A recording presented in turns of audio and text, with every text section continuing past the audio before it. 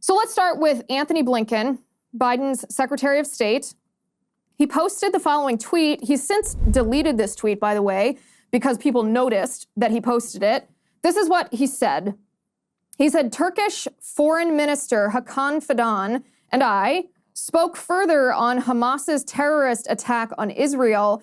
I encouraged Turkey's advocacy for a ceasefire and the release of all hostages held by Hamas immediately. A ceasefire? So let me get this straight.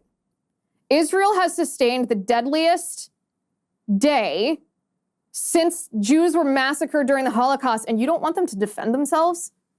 You don't want them to fight back? You don't want them to decimate the terrorists who murdered their family, their children, their parents?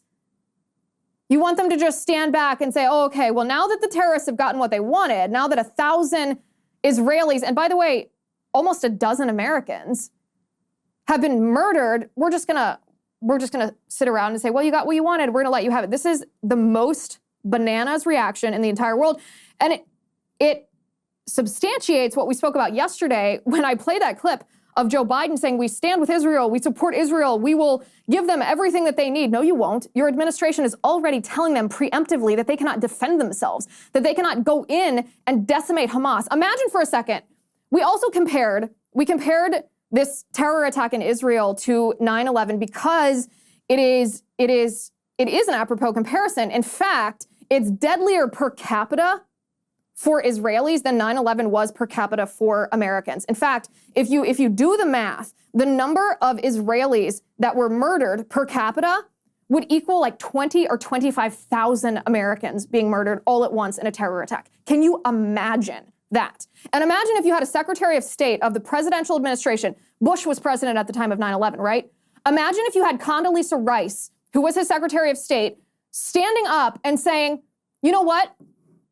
Now that Al-Qaeda and the Taliban have hijacked our jetliners, run them into the World Trade Centers, run them into the Pentagon, attempted to run them into the White House and the Capitol. Thank goodness that one was diverted. Now that they've gotten what they want, we're gonna call for a ceasefire. We're not gonna go in. We're not gonna try to decimate the Taliban, who gave safe harbor to Al-Qaeda. We're not gonna try to find bin Laden. We're not gonna do any of that.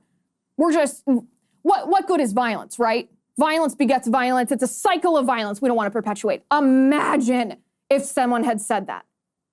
Not even the most anti-American politician in this country at the time would have dared to say something so atrocious. And yet, as Israel is still finding the dead bodies of the people who have been murdered by Hamas, the U.S. Secretary of State dares to suggest that they engage in a ceasefire.